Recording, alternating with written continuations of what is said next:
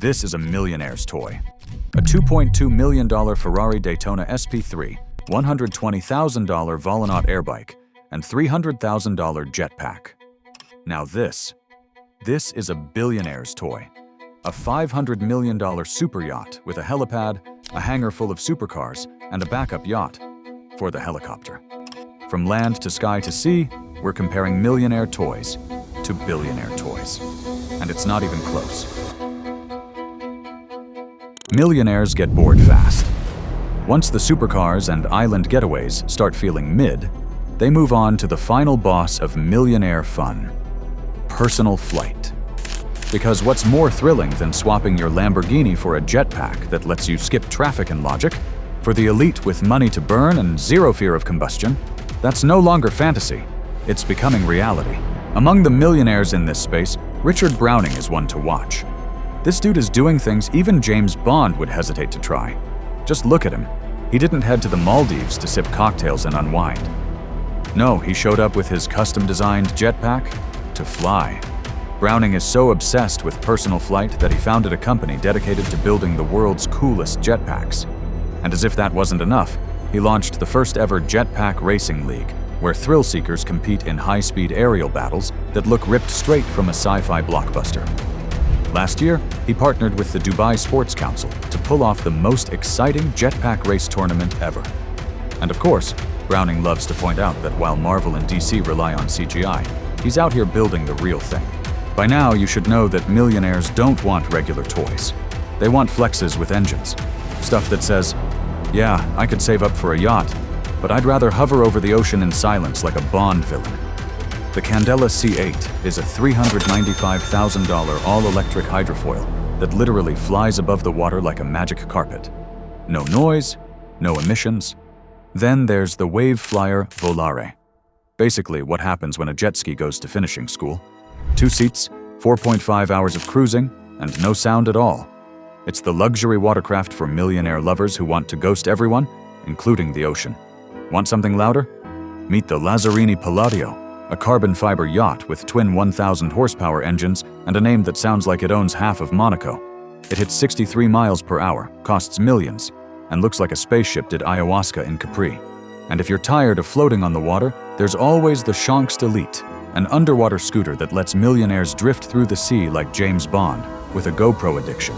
Speaking of Bond-level futuristic toys, Elon Musk once bought James Bond's underwater Lotus from The Spy Who Loved Me for nearly $1 million, then claimed he was going to convert it into a real electric submersible.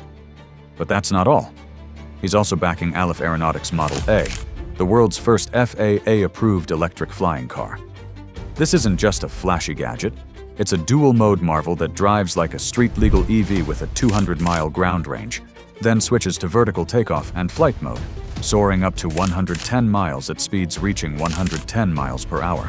Imagine ditching gridlock by simply lifting off and flying over traffic jams.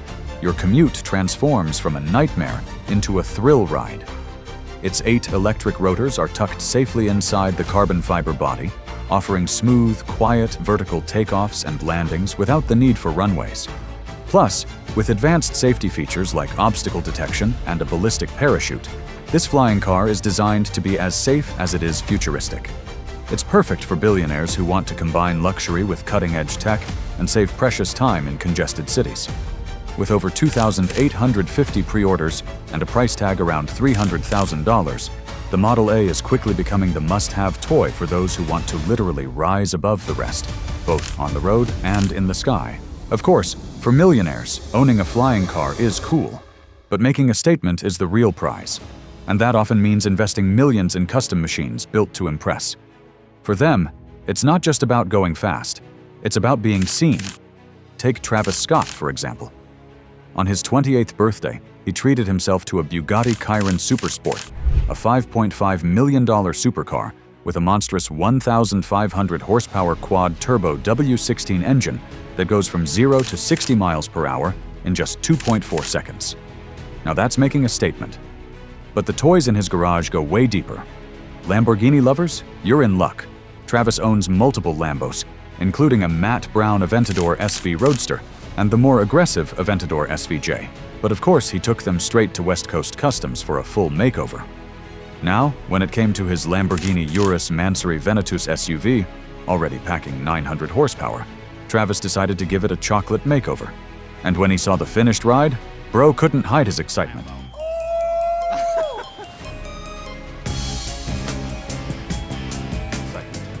Travis also rolls in a rare Mercedes-Maybach G650 Landaulet, one of just 99 in the world, and a custom-wrapped Range Rover autobiography. So, when he shows up, there's zero chance he goes unnoticed. Talk about wanting to be noticed. Millionaires like OnlyFans creator Bonnie Blue, who recently made headlines for sleeping with over 1,000 men in 12 hours, love showing off supercars. Though, to be fair, that's not exactly her favorite thing to show off. She reportedly dropped $500,000 on a customized Ferrari 458, a car that typically costs around $280,000, just to make sure all eyes were on her. But while millionaires chase the latest supercars, billionaires tend to steer in a different direction. They prefer garages filled with timeless classics. Now let's see a billionaire whose car collection is nothing short of jaw-dropping, easily one of the most insane garages on the planet. Don't bother guessing. It's Jerry Seinfeld. Fun fact: this comedy legend invested over $1.4 million into building a custom climate-controlled garage just to keep his babies in perfect shape. Jerry's love affair with cars, especially Porsches, is next level. This dude owns some of the rarest Porsches ever made, with the crown jewel being his 1969 Porsche 917K race car. It packs a 4.6-liter, 12-cylinder engine that produces a modest 515 horsepower, but thanks to its ultra-lightweight build, it rockets from 0 to 60 in just 2.7 seconds. Seinfeld literally turned down $25 million for the car, but later sold it privately. But that's only the beginning. Now, imagine having the very first Porsche 911 ever made. Yeah, he owns that, and it's worth about $5 million. But that's just the tip of the iceberg. There's a 1955 Mercedes-Benz 300 SL Gullwing, one of the most iconic classic cars ever, valued at nearly $7 million. And if you're a racing fan, you'll geek out knowing he's got rare Porsche race cars like the 1975 Porsche 935. Oh, and don't forget the Lamborghini Countach LP400, a $1 million supercar that's basically a rolling piece of art. But buckle up, because there is no cap to a billionaire's flex. If you're enjoying this video so far, hit the subscribe button, and it gets even better. So let's switch up a bit. In the 90s, kids watched The Rocketeer and dreamed of flying jetpacks. Most outgrew it, but not Sheikh Hamdan. Dubai's crown prince isn't just royalty. He's the kind of billionaire who looked at science fiction and said, bet. He supports Jetman Dubai, a company building real-life jetpacks that sell for up to $500,000. And he doesn't just write checks. He's actually flown one. His friend once tried to join him on a water jetpack ride, and almost died in the process. Turns out defying gravity isn't for everyone. But Sheikh Hamdan's toys aren't only made for the skies. His toy collection is practically encrypted. Over 500 vehicles, most locked away in private vaults. Wait, what? 500 cars? The public usually sees him with the Koenigsegg CCX, Ferrari Enzo, and all three Holy Grail supercars, LaFerrari, McLaren P1, and Porsche 918 Spider. But that's the warm-up. We're talking McLaren Speedtail, Lamborghini Sion Roadster, Ferrari Daytona SP3, McLaren Elva, cars so rare they make Bugattis look basic. Still not impressed? He also owns around 1,000 horses across the globe. Because why not? In Sheikh Hamdan's world, horsepower comes in every form. The big question is, can any millionaire rival that? Before he passed, Pope Francis had a net worth of around $16 million, and one of the sickest millionaire toys imaginable, a Lamborghini Huracan, a 600 horsepower missile that hits 0 to 60 in under 3 seconds. But he didn't buy it. Lamborghini gifted it to him, and he sold it for charity. So, does that count? Not really. Then, let's see a millionaire who would never do that. Hey guys, I woke up this morning to find this giant spider on my front doorstep. Check this one out. Holy mackerel! Wow! Man! Love you. This is La Ferrari Alberta. Done. That's Gordon Ramsay. And as you can probably guess, this one's not going to charity. It's going straight into a garage filled with million-dollar Ferraris, track-only prototypes, and enough V12s to wake up every neighbor in Monaco. He owns at least 94 cars, each stashed in a custom-built hangar in the UK. His pride and joy? The ultra-rare Aston Martin DB4, a classic that predates the legendary DB5, can fetch over $2 million at auction. But Ramsay's Ferrari obsession is legendary. His collection includes a Ferrari LaFerrari Aperta, Ferrari Monza SP2, Ferrari 488 GTB, and even a rare 2005 Ferrari Super America, one of just 559 ever made. He's also got a Porsche 918 Spider, McLaren Senna, BAC Mono, and a Ford GT. And for a touch of Bond, he owns a Land Rover Defender 110 SVX Spectre JB24, one of only 7 left from the James Bond movie Spectre, reportedly costing over $3 million. But to beat the Crown Prince's collection, Ramsay needs backup. Another millionaire with enough horsepower to tag in. So, who's got a garage that even comes close? I'd go with someone whose entire lineup looks like it was built for flexing, not driving. All show, zero subtlety. The rapper Rick Ross. The debate of how many cars I actually own, so we're gonna answer that. You probably never thought of Rick Ross in years, till the Drake diss dropped last year. But if we're talking millionaire toys, the boss deserves a seat at the table. Start with a $1 million Maybach military Humvee with a camo paint job. And inside, Louis Vuitton leather so soft it probably comes with a security clearance. That's not your average SUV. It's a flex on wheels. Ross's truck collection includes a Ford Super Duty monster truck and a classic 1955 Chevy Suburban that he calls a priceless piece of art. Then there's the 1957 vintage Chevy Bel Air, 2007 Freightliner Sport Chassis M2 tow truck, and a Maybach sedan that looks like Satan's Uber. A-tier madness. Sure, millionaires can stunt on the rest of us with their fancy jetpacks and luxury underwater scooters, but when it comes to getting a private jet, that's one toy they usually think twice about. They still fly first class or business on commercial airlines, and maybe charter a private plane for special trips, like a family getaway to Hawaii or a flex-worthy business meeting. Owning a jet outright? That's a billionaire move. Entry-level private jets start at $2 million and can hit $110 million for the big boys, plus $500,000 to $1 million a year just to operate. That's why only the ultra-rich, with $100 million plus net worth, seriously consider full ownership. Instead, a lot of millionaires go for partial ownership or jet cards, kind of like a timeshare for jets. It's the go-to option for millionaires who want convenience and luxury without the full commitment. They'll rent a sleek Gulfstream or Cessna a few times a year, snap a champagne selfie on the steps, and call it a day. Even among celebrities, owning a jet is rare. Taylor Swift owns a Dassault Falcon 7X. She calls it number 13, and told fans it's because all her life's miracles revolve around that number. That's so corny. But what's impressive is the $54 million miracle machine with Wi-Fi, a queen-sized bed, and a flight crew on speed dial. John Travolta scored a retired Boeing 707, but he's a hardcore aviation geek. Drake famously flies Air Drake, a Boeing 767.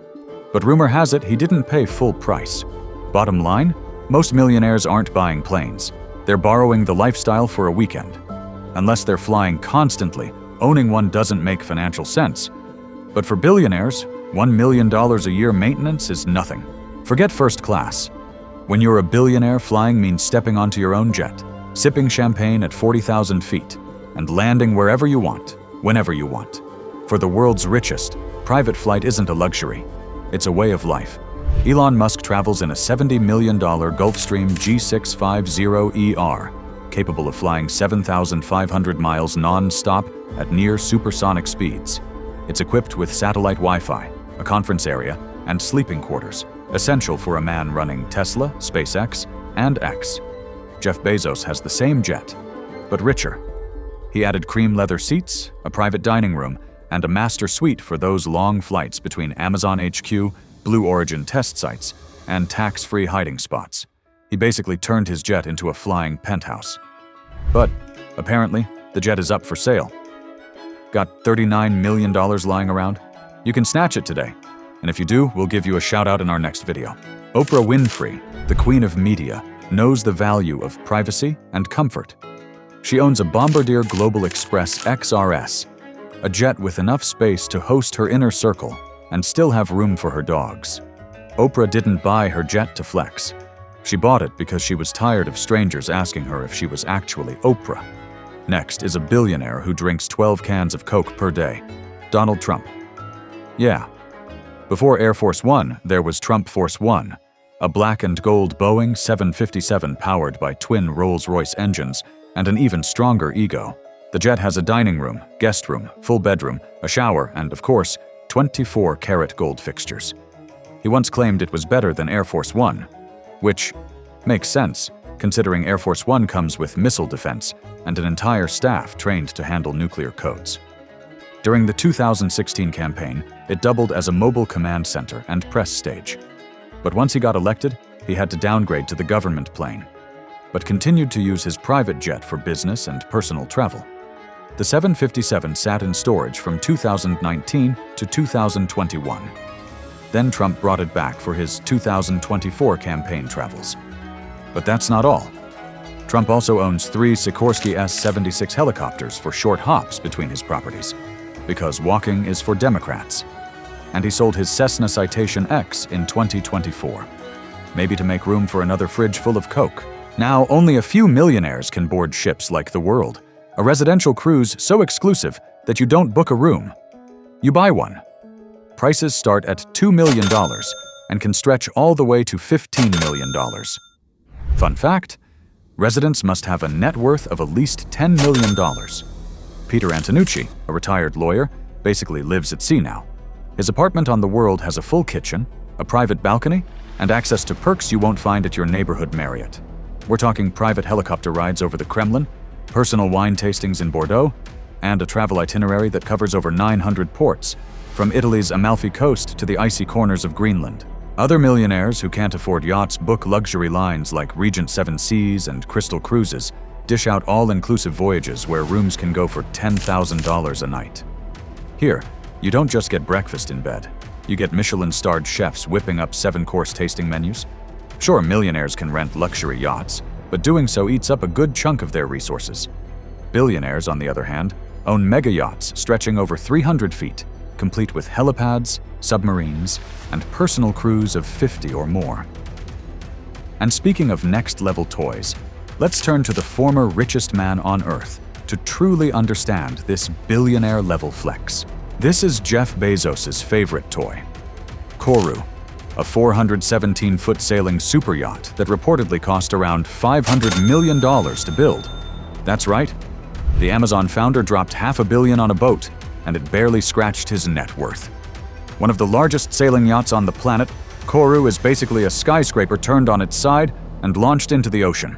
And it's so massive, it needs a second yacht just to support it. That's Abiona, a 250-foot shadow vessel carrying a helipad and all the toys that don't fit on the main ship. Because when your boat's deck is busy with 3 towering masts, you need a second boat for the helicopter. So for all you future billionaires wondering what $500 million gets you, wait, I've got a list right here. Oh, right. 3 decks of pure luxury, including a swimming pool and not 1, but 3 jacuzzis. A mermaid figurehead modeled after your girlfriend. Interiors wrapped in ultra-premium materials, including so much teak wood it might spark a protest from environmentalists. But never mind. And of course, a floating staff of crew, private chefs, and yes, personal security. Fun fact, Bezos' yacht made headlines before it even hit the water. Why? Its masts were so tall, the shipyard almost had to take apart a historic Dutch bridge just to get it out. Locals were so furious they planned to egg the yacht during its launch. In the end, the builders found another way. Bezos got his boat, and the bridge survived. But Bezos' toys aren't all floating things. He also rules the skies with a personal fleet of private jets worth over $140 million. That includes 2 Gulfstream G650ERs, roughly $65 million each, and a smaller Pilatus PC-24 for short hops. The G650ERs are ultra-long-range, 18-passenger jets that can fly nearly 8,000 miles non-stop. And because just parking them wasn't enough, Bezos had an 18,000-square-foot custom hangar built to house them all. Bigger than 4 basketball courts. One thing's for sure, we all love a good piece of art. But when you start adding masterpieces to your collection of toys, that's when you know you've entered the billionaire league. A millionaire might drop a few $100,000 on a contemporary piece to spice up their penthouse. A billionaire, though, they'll spend record-breaking sums on classic works, sometimes just to stash them where no one else can see. Take Salvator Mundi by Leonardo da Vinci, which sold for a jaw-dropping $450 million in 2017, the highest price ever paid for a painting. The buyer? Saudi Crown Prince Mohammed bin Salman, MBS, a state billionaire with personal control of unimaginable wealth. And what did he do with this 500-year-old masterpiece? He basically hung it inside his 439-foot super yacht, Serene, essentially locking the world's priciest painting at sea. That yacht, by the way, has multiple decks, a helipad, a hangar, and every imaginable luxury. Originally owned by a Russian vodka billionaire, it only became MBS's after he spotted it while vacationing and basically said, "I'll take it," forking over around 500 million euros, about $550 million, on the spot. Meanwhile, millionaires might drop $20 million on a Picasso and make headlines. But in billionaire territory, that's small talk. Qatar's royal family, for example, quietly shelled out $300 million for a Paul Gauguin painting. That's enough to snatch 700 Rolls-Royces, Rick Ross's favorite car, and a Tesla. Any Tesla. And it doesn't stop at paintings. Billionaires are known for collecting some of the rarest, most niche items on Earth, like dinosaur skeletons, including the T-Rex reportedly bought by Saudi Crown Prince Mohammed bin Salman for $31.8 million, historic artifacts, and iconic movie props. One billionaire owns James Bond's Aston Martin from Goldfinger. Bill Gates? He paid $30.8 million for Leonardo da Vinci's 500-year-old notebook. At this level, it's rarely about investment. When you're that rich, owning a piece of Earth's or humanity's history becomes a perfectly acceptable indulgence. Interestingly, many millionaires are full-blown tech enthusiasts. They upgrade to the latest iPhone every year, own top-tier laptops, automate their entire homes, and build custom theaters that feel like private IMAX cinemas. A millionaire might convert a basement into a $500,000 man cave with wall-to-wall screens, VR simulators, and a racing simulator seat with hydraulic feedback. They buy $20,000 gaming rigs, collect arcade machines, or perhaps outfit a smart home so advanced that lights, music, and even the coffee machine respond to voice commands. It's all very cool, but somewhat within the realm of what a really enthusiastic consumer could imagine. Then there are the more eclectic millionaire toys. High-end drones for filming their adventures, personal submarines, on the smaller, affordable side. Or maybe a Boston Dynamics robot dog, $75,000, as a party trick pet. Some millionaires with a geek streak will splurge on things like a vintage NASA spacesuit for display or a custom-built flight simulator capsule if they love aviation. Essentially, millionaires buy expensive versions of consumer toys. It's partly about fun and partly about showing off that they can afford the premium stuff. Take Robert Downey Jr., for example. He's known for combining his love of classic cars with cutting-edge eco-tech, like electrifying vintage Corvettes at jaw-dropping cost. Even millionaires have DIY hobbies, just with more zeros on the bill. And sometimes they just want to relive childhood, buying things like $100,000 life-size Star Wars replicas or fully restored arcade collections. Billionaires don't just buy tech, they create it or commission it. When you have billions, you don't wait for the future, you fund it. Take Larry Page, co-founder of Google. He personally bankrolled flying car startups like Kitty Hawk, just to make a sci-fi dream come true. The project eventually failed commercially, but regardless, he still got to test ride a personal flying vehicle over a lake, because why not? Then there's Elon Musk. Once he got insanely rich, he decided to play with tunnels and flamethrowers. Hence, the Boring Company and its flamethrower, basically a glorified toy sold to fans as a joke. And yes, he also spent nearly $1 million on James Bond's original Lotus submarine car from The Spy Who Loved Me. then casually announced he'd try to engineer it into a real, working submersible. Turning childhood fantasies into real-life toys?